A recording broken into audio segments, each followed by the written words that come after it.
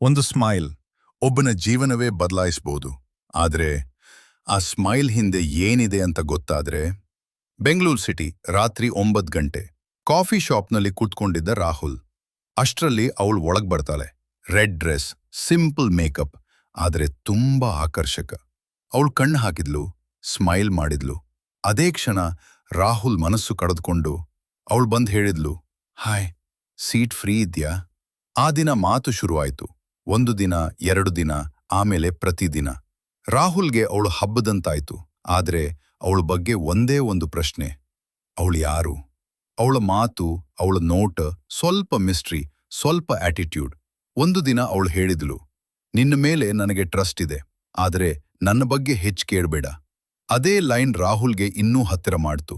ಒಂದು ದಿನ ರಾಹುಲ್ ಅವಳ ಫೋನ್ ನೋಡಿದ. ಒಂದು message: same plan tonight. ಅವನ ಹೃದಯದಲ್ಲಿ ಶಾಕ್.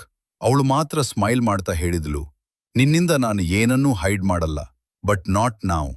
ಕೊನೆಗೆ ಒಂದು ರಾತ್ರಿ ರಾಹುಲ್ ಅವಳನ್ನ ಫಾಲೋ ಮಾಡಿದ. ಅವಳು ಹೋಟೆಲ್ ಒಳಗೆ ಹೋದ್ಲು. ಅಲ್ಲಿ ಅವಳು ಒಬ್ಬಳೇ ಅಲ್ಲ.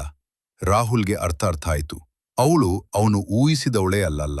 ಆದ್ರೆ ಅವಳು ಹೊರಗೆ ಬಂದು ಹೇಳಿದ್ಲು, ನಾನ್ ತಪ್ಪು ಮಾಡ್ತಾ ಇಲ್ಲ, ನಾನ್ ಬದುಕೋಕೆ ಹೋರಾಡ್ತಾ ಇದ್ದೀನಿ. ಕೆಲವರು ನಮ್ಮ ಜೀವನಕ್ಕೆ ಬರ್ತಾರೆ, ನಮ್ಮನ್ನು ಬದಲಾಯಿಸೋಕೆ. ಅವರ ಸತ್ಯ ಗೊತ್ತಾದ್ಮೇಲೆ ನಾವು ಅವರನ್ನ ಜಡ್ಜ್ ಮಾಡ್ತೀವಿ. ಆದ್ರೆ ಅವ್ರ ಕಥೆ ಕೇಳಿದ್ರೆ ಬಹುಶಃ ನಾವು ಮೌನವಾಗ್ತೀವಿ. ನಾವು ನೋಡೋದು ಸತ್ಯ ಅಲ್ಲ, ಕೇಳೋ ಕಥೆಯೇ ಸತ್ಯ.